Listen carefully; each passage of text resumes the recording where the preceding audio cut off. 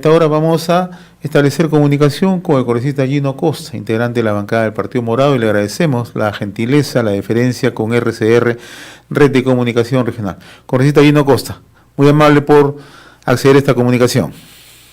Buenos días, José. Muchísimas gracias a ustedes, más bien, a sus órdenes. A ver, ¿qué salida se va a encontrar en el Congreso de la República respecto al tema de las reformas constitucionales aprobadas el último domingo, ¿no? Ayer el Consejo de Estado, en reunión convocada por el presidente de la República, ha expresado la necesidad de un debate amplio y reflexivo, ¿no? Pero todo queda en manos naturalmente del Congreso en estos momentos, ¿no? Claro. Mire, quizá, José, comenzar por señalar que son dos reformas constitucionales.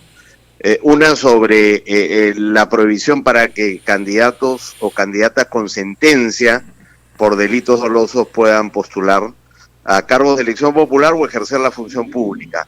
Y la otra tiene que ver con la inmunidad parlamentaria de los congresistas y de otros altos funcionarios. En relación con el primer tema, hay acuerdo de que la votación hecha en el Congreso el domingo, en primera votación, digamos, de esta reforma constitucional, es correcta. No hay inconvenientes y el Congreso podría perfectamente, digamos, votar por segunda vez y ratificar, digamos, la reforma constitucional lo antes posible. Y eso sería muy bueno porque significaría que en las próximas elecciones estaría vigente esa prohibición y gente que está con sentencias no podría postular. En el último proceso electoral, hubieron 230 candidatos que tenían sentencias, de manera que esta sería una forma de restringir la participación de gente con problemas con la justicia en procesos de elección popular y, como digo, y en el ejercicio de la función pública. O sea, que esa reforma constitucional va por buen camino y la recomendación es que el Congreso la ratifique lo antes posible. El problema tiene que ver con la, digamos, eliminación de la inmunidad parlamentaria, que en sí misma está bien, pero a la cual se le agregaron otras cosas. Entonces ahí el Consejo de Estado lo que ha sugerido es un amplio debate y reflexión, que se convoque a los especialistas y que se tome una decisión al respecto. Nosotros en la bancada morada creemos que lo más aconsejable sería volver a votar en primera votación la eliminación de la inmunidad parlamentaria, la modificación, digamos, del artículo 93 de la Constitución, en un texto que no tenga inconvenientes ni cuestionamientos, y poder ratificar en segunda votación la misma reforma en la legislatura que se inicia en febrero. Usted sabe que la Constitución dice que las reformas constitucionales tienen que ser votadas con una mayoría de votos de 87, es una mayoría calificada, 87 de 130, en dos legislaturas ordinarias sucesivas. O sea que si la votamos esta vez tendríamos que ratificarla en la siguiente, que se inicia en febrero y termina en julio del año 2021. Esa sería, digamos, en relación con ese tema, la salida más conveniente. Y esa salida pasa, congresista Gino Costa, por entendimientos, acuerdos o avances entre las distintas bancadas. ¿Eso está ocurriendo? Mire, lo que yo creo que ha ocurrido es que en el Congreso hay una conciencia de que en relación con la inmunidad parlamentaria, la decisión tomada el domingo es equivocada, ¿no? Altamente inconveniente. Uno, porque fue muy apresurada, sin la reflexión y el estudio necesario, y dos, porque ha sido cuestionada desde diversos frentes como una medida inadecuada, inoportuna, altamente inconveniente. De manera que yo creo que va a imperar tiene que imperar la sensatez y que regresemos al problema de origen, que es el uso y abuso por parte del Congreso de la inmunidad parlamentaria. Y frente a eso, o se le elimina, como habíamos planteado 5 bancadas y recogido el predictamen, digamos, de la Comisión de Constitución por mayoría, en eliminar la inmunidad parlamentaria. Y limitarnos a eso y no meternos ya con el Defensor del Pueblo, el Tribunal Constitucional o con el Poder Ejecutivo, porque son asuntos que no corresponden, digamos. O sea, acá el problema que tenemos es la manera como el Congreso ha abusado de la inmunidad parlamentaria. Ojalá que ese sea el criterio que prime, pero como le decía y como usted me subraya, va a depender también del criterio de las bancadas y de lo que quieran hacer. Ahora, si se quiere insistir en las reformas también de las prerrogativas del presidente de la República, los ministros, el Tribunal Constitucional, lo podemos hacer, pero guardando las formas, ¿no? Y dándole a eso el estudio y el debate y la discusión requería antes de ir a una votación, y eso duraría mucho más tiempo. Por eso la invitación del Consejo de Estado a una reflexión amplia, yo creo que es lo más indicado, y yo creo que en el marco de esa reflexión lo que vamos a concluir es que el problema que tenemos es con el uso y abuso de la inmunidad parlamentaria, y frente a esa, como le decía, hay dos caminos: o la reformamos, se mantiene vigente como propuso el Poder Ejecutivo, pero la levanta otro poder del Estado, que puede ser la Corte Suprema de Justicia o la Junta Nacional de Justicia, o la eliminamos, como muchos países del mundo hoy día que ya no tienen inmunidad parlamentaria, como Colombia, digamos, acá cerca de nosotros, o los países anglosajones como el Reino Unido, Australia y Canadá. Ahora, el Congreso siendo un foro político, ¿usted percibe que hay este acercamiento en el caso particular del Partido Morado? ¿Han tenido ustedes posibilidad de conversar con otro vocero de otras bancadas? ¿Cuál es el temperamento que miden? No, todavía no, pero por las declaraciones públicas que se han ido haciendo, queda claro que hay, digamos, una conciencia de que no obró precipitadamente el Congreso y que es necesario revisar esa decisión. Y que por otro lado la decisión que se tomó en relación con los impedimentos para postular, es decir, la prohibición de que postulen o ejerzan cargo público personas sentenciadas, es una decisión correcta. Por eso decía, dividamos, la prohibición para postular se ratifica lo antes posible para que esté vigente ya en el próximo proceso electoral, y lo referido a inmunidad, ¿no es cierto? Tenemos que ver qué camino tomamos, y yo le he mencionado uno, pero podrían haber otros. Pero creo que la idea ahí es concentrarse sobre todo en la inmunidad de los congresistas, y si se quisiera ver la inmunidad de otros altos funcionarios habría que estudiarlo más en profundidad, porque usted recuerda que estos dos asuntos, que son pequeñas modificaciones a dos artículos de la Constitución, vienen siendo debatidos desde marzo del 2019, ¿no? Entonces el tema está bien maduro, ya se conoce cuáles son las posiciones y lo que hay que hacer es tomar una decisión. Lo que ocurrió el último domingo es que a esa modificación de un artículo de la Constitución, el 93, en relación con la inmunidad, se le agregaron 4 otras reformas constitucionales, todo esto en 2 o 3 horas, sin ningún estudio y sin ninguna reflexión. Ahí está el problema. Entonces, el llamado al Consejo de Estado es: oye, tranquilo, cabeza fría, regresen a la reflexión, y una vez que hayan reflexionado bien, procedan, ¿no es cierto?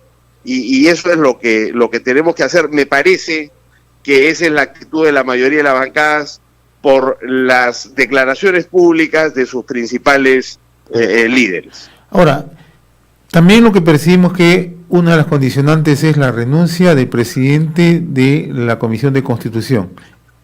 ¿Usted percibe lo mismo? Porque escuchábamos incluso al vicepresidente de dicha comisión, el doctor Almerí, plantear esa condicionante.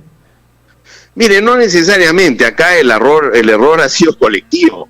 Por supuesto que hay una gran responsabilidad en el presidente de la comisión, porque es el que dirige este esfuerzo. Y ciertamente no estuvo pues a la altura de las circunstancias. Pero de ahí a hacer creer que el problema se resuelve con un cambio en la presidencia de la Comisión de Constitución, yo no creo. La Constitución le pertenece al partido político APP, y ese partido tendrá que ver si le renueva la confianza al presidente de la comisión o no.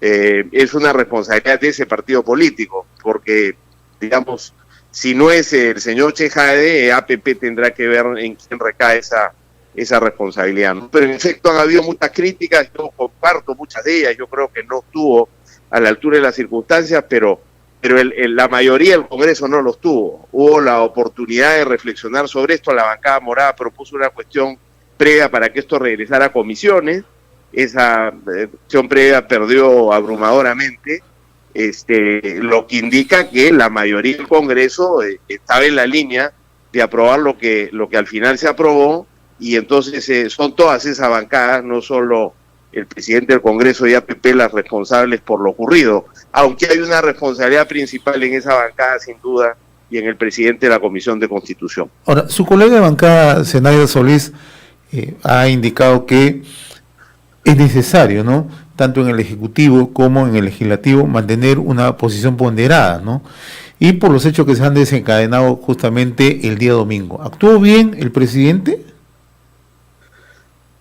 Bueno, mire, desde mi punto de vista, el presidente lo que hace es llamar la atención de este problema, y me da la impresión que obliga al Congreso a convocar, ¿no es cierto?, a una sesión de emergencia. Es verdad que se ha dicho que ya la sesión estaba convocada, la sesión del Pleno, pero claro, el anuncio se hizo minutos antes de que saliera el presidente a hacer el anuncio. Pero el presidente es una persona bien informada, ¿no le parece? Y tomando en consideración esa decisión, pudo haber morigerado su discurso, ¿no le parece? Perdón. El presidente es una persona bien informada, ¿no? Entonces, incluso antes de salir a el mensaje a la nación, pudo haber morigerado su discurso, ¿no? Y establecido un canal mucho más dialogante, ¿no? Bueno, probablemente ya tenía listo el discurso y se le anticiparon. La verdad que no conozco los detalles. Lo cierto es que estamos en una situación en la que hay que ponerle a estos paños fríos y ver cuál es el camino de salida, ¿no?, al gran error cometido por el Congreso. ¿Cuánto ese error es atribuible al discurso del presidente de la República? La verdad que no sé, ahí hay opiniones diferentes. Pero lo que quiero decir que en este momento yo creo que el camino sugerido por el Consejo de Estado es el correcto. Separemos las cosas, vamos con la ratificación de la prohibición para que sentenciados postulen y hagamos un amplio debate para resolver el problema de la inmunidad parlamentaria. Yo creo que en eso estamos. Hay otros asuntos importantes de la reforma política que siguen pendientes, la eliminación del voto preferencial, por ejemplo, para permitir que se respete plenamente la paridad y la alternancia que hemos aprobado recientemente en el Congreso.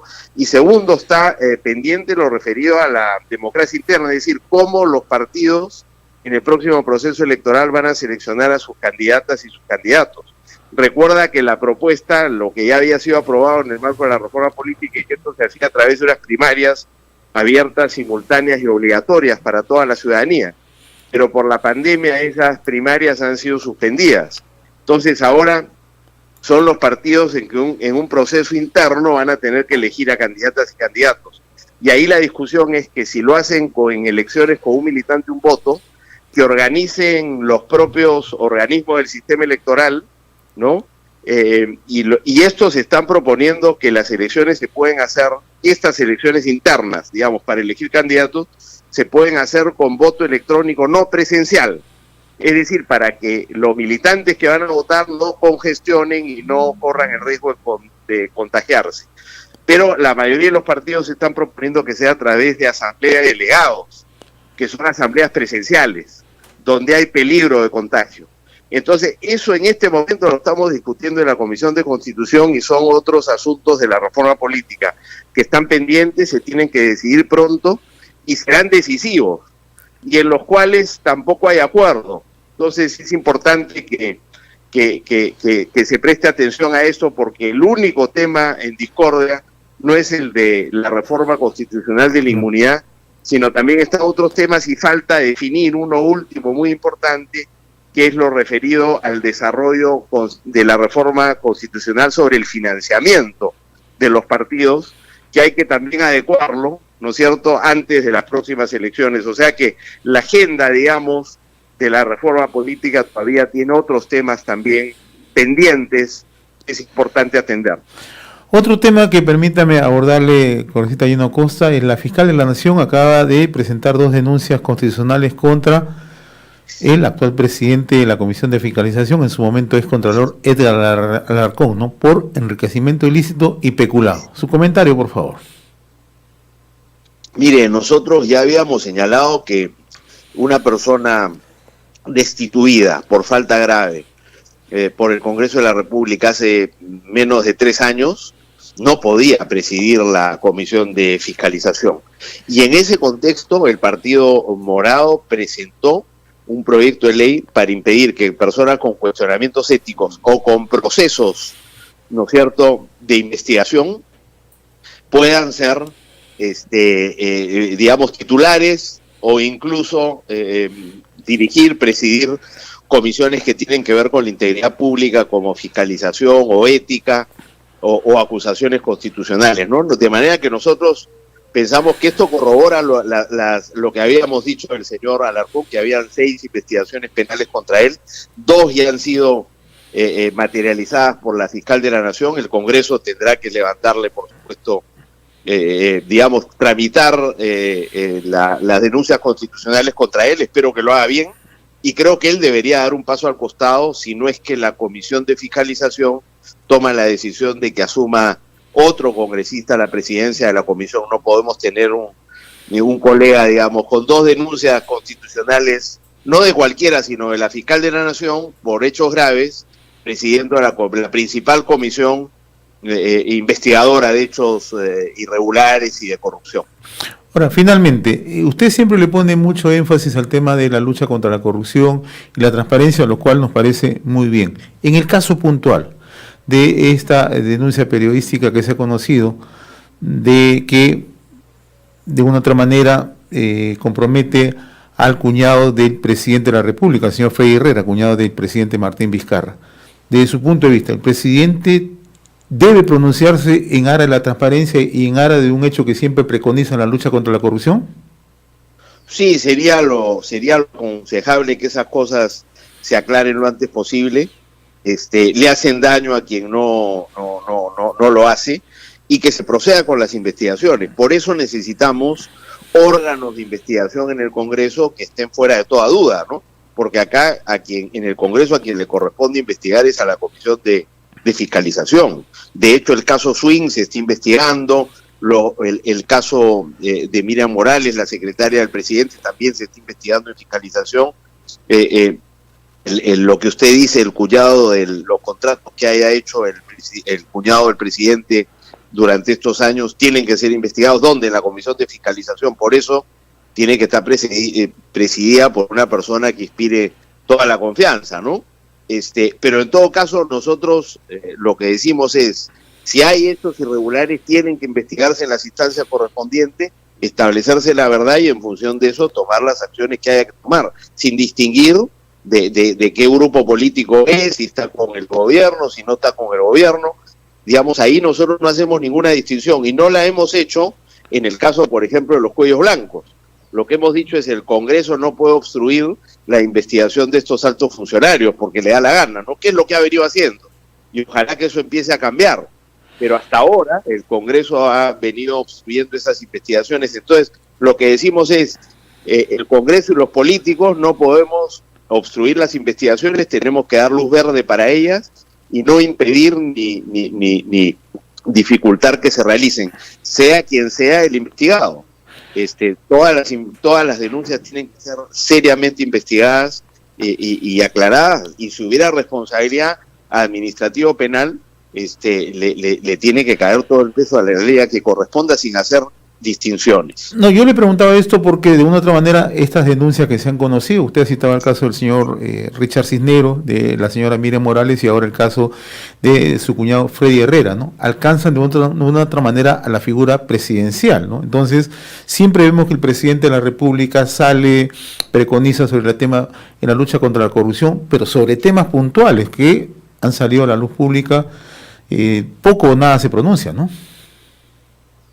Bueno, sí, sería, como digo, es lo aconsejable que si hay una denuncia se aclaren las cosas públicamente y, por supuesto, además se colabore con las investigaciones, que es una obligación. Cada quien pues responde como mejor le parece. Lo aconsejable, y esta es mi respuesta, es que las cosas se aclaren públicamente, más allá de la colaboración que haya que dar a las investigaciones donde se realicen, sea en el ámbito de la Fiscalía, sea en el ámbito del Congreso o en cualquier otra instancia administrativa. Y de acuerdo que hay que ser transparente en todos los casos, no solo cuando le exigimos transparencia al adversario político. Congresista Gino Costa, ha sido sumamente grato conversar con usted, le agradezco la amabilidad. Muy amable. A usted, José, a sus órdenes. Muchísimas gracias. Muy gentil.